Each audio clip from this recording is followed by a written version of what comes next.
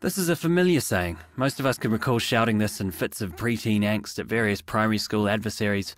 And although it's playground wisdom, it's no less correct now that we've grown up. Still, when it comes down to it, words are of limited power. Perhaps this is why in marketing we're seeing a trend away from using words to persuade consumers and toward using actions.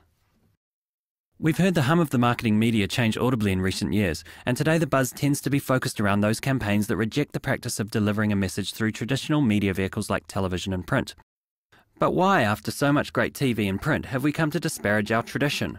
Why is it that we now believe marketing to be more effective when we break from our own past? In the advertising world, the last century was all about saying things. It was Bill Bernbach who, as paraphrased in this ad, taught us that it's not just what we say that counts, but how we say it. You can say the right thing about a product and nobody will listen, he said. You've got to say it in such a way that people will feel it in their gut, because if they don't feel it, nothing will happen. He was indisputably right, and he kicked the industry into a golden age of brilliant creativity. But he also said, today's smartest advertising style is tomorrow's corn. His wisdom was so great that he even thought to warn us against following his own style for too long. And now as it's officially tomorrow, we're discovering that saying things is becoming increasingly corn-like. In 2005, the research firm Yankelovich showed that 76% of people don't believe companies tell the truth in advertising. Now, it's true that we've never been all that trustful of advertising, but this century it's gotten exponentially worse. Trust fell 41% between 2002 and 2005, and today less than 18% of young consumers believe the things brands say in their ads. In defence of my craft, it isn't just advertising that people are ceasing to believe. Our trust in messages from any sort of authority has dropped more or less in line with the growth of the internet, which empowered us all with information. Consequently, the credibility of news media, corporate communications and political rhetoric has plummeted. It seems people are having trouble believing words of any kind. The saying actions speak louder than words has its provenance in the essays of this man, French philosopher Michel de Montaigne. There are few of us who would quarrel with Montaigne's observation that what we do is more revealing of the truth than what we say.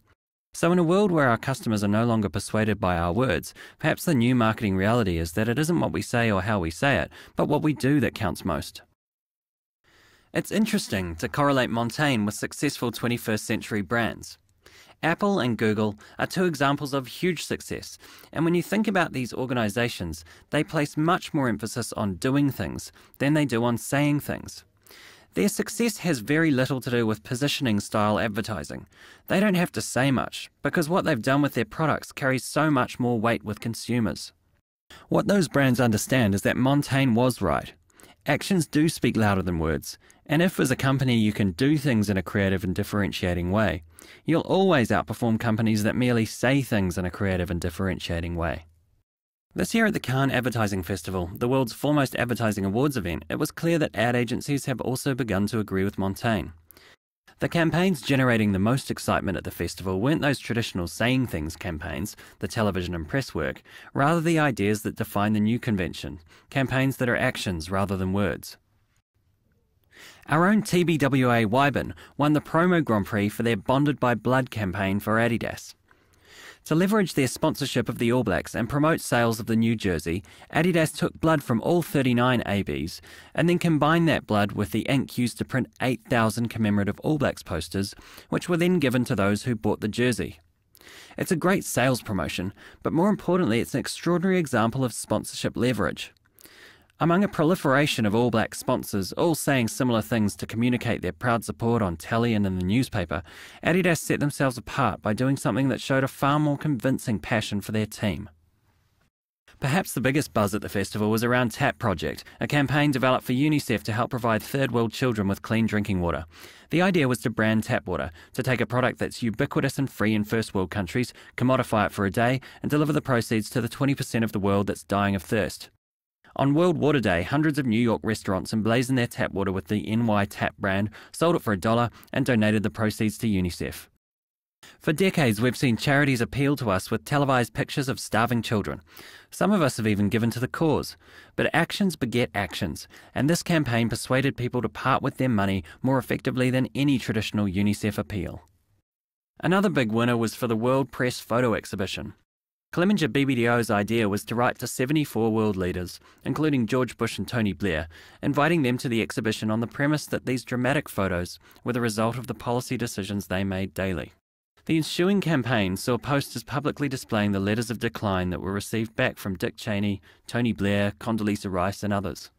A simple act of doing, writing 74 letters and putting them in the post, but it made for a campaign that drove results that far outshone the efforts of every preceding campaign that had said, "Come to our exhibition, the photos are really great."